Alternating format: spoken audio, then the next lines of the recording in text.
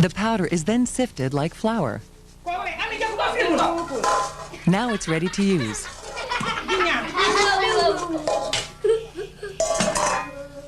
In this case, it's used as a spice over the evening meal.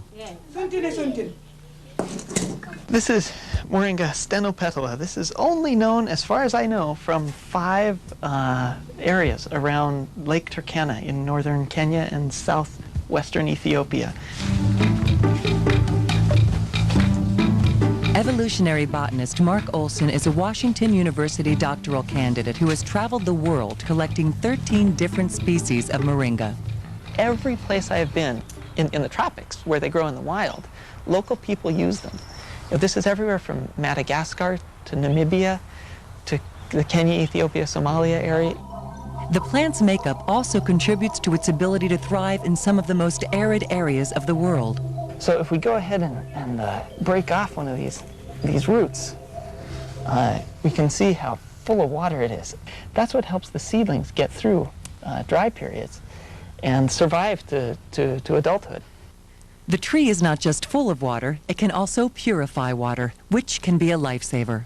Because a third to a quarter of the people on Earth, and it's about half of the people in the tropics, don't have dependable access to clean water to drink. To help remedy this access problem, the University of Leicester, England is researching the coagulating properties of moringa seeds. They believe the seeds purify water better and less expensively than traditional methods. There's even been an entire full-scale running of a water purification facility in Tiolo, Malawi, just using moringa seeds.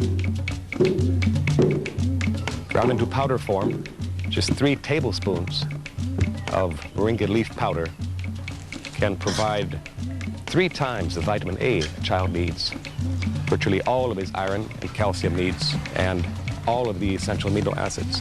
These days, health workers, instead of using imported products to treat malnutrition, are using these leaves. It's accessible and indigenous. Fugly says one of the disadvantages of other forms of aid to combat malnutrition is that once the aid runs out, the people starve. Not so with moringa. Through moringa, we felt that this was a possible, local, low-cost, accessible solution, which even after the training program in how to use it came to an end, the people could carry on by themselves. People like Blanche Sambu Diata, a midwife at Belfort Health Post who performs pre- and postnatal examinations at the clinic. Since I was pregnant with my baby, I've been taking it regularly, and I continue to take it, and I can attest to these women that I myself am a user of this product. We also advise them to plant it themselves at their home and to use it for the benefit of the entire family.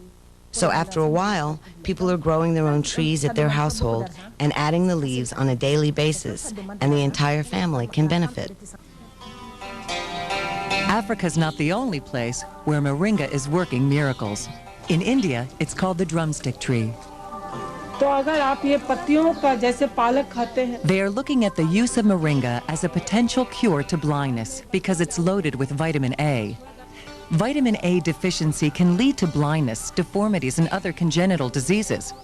According to the World Health Organization, vitamin A deficiency is almost at epidemic proportions in many rural villages. In 20 villages in western India, Kansas-based Trees for Life is trying to fight this epidemic by helping the people plant and use moringa. In India, I know that people take the seeds and they will sort of stir-fry them, and they will get a vegetable that tastes somewhat like peanuts. Ann Hirsch is a professor of botany at the University of California, Los Angeles. Well, one of the things that impresses me most about moringa is the fact that it has the full complement of essential amino acids that human beings need. There are 8 of them that we cannot synthesize, so we have to get it from our food. In the developed world, we eat meat. In the developing world, meat is a rare commodity, or it's an extremely expensive commodity. Experts are surprised that Western businesses haven't exploited moringa's commercial value in the developed world. The place for a plant like moringa in this country would be most likely to people who follow a vegetarian diet. The protein could be processed and added to all sorts of different kinds of drinks or protein supplements that I know a lot of people purchase. But in Senegal, the people have more immediate needs for moringa. The mother should take a spoonful of powder morning, afternoon, and night every day. This will help her produce more milk and improve her health through 6 months while she's nursing her baby. She should also mix a spoonful of powder in with the baby's formula. Additionner la poudre de moringa chez la femme enceinte depuis la grossesse, pendant l'allaitement.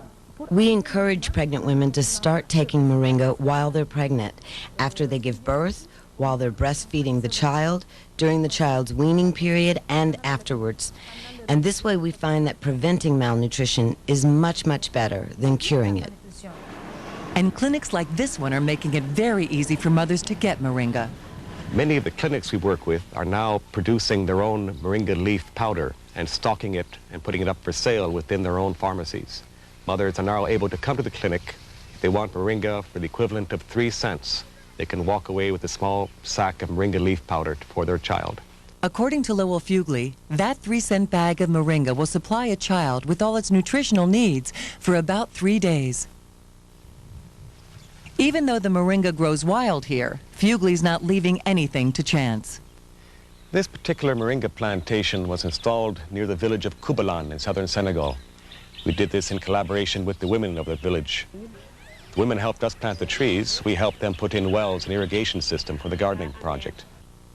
Fuglie has even set up a moringa processing plant to help larger numbers of people. You can seed moringa in prepared beds every 10 centimeters or 3 inches. It's 100 plants per square meter.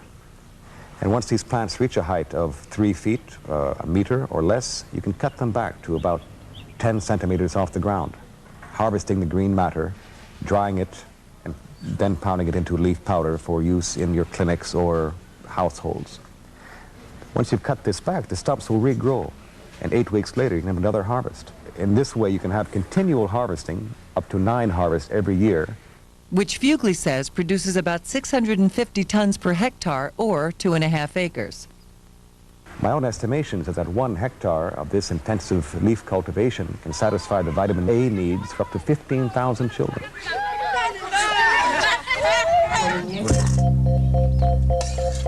The goal is to make sure that this family and hundreds of thousands of others have a future. The idea to find a food, a perfect plant, that can satisfy people's hunger and give them all the protein nutrients that they need is of great importance. If I had set out to design a tree which would be of maximum benefit to mankind, I'd be hard put to do better than the moringa tree.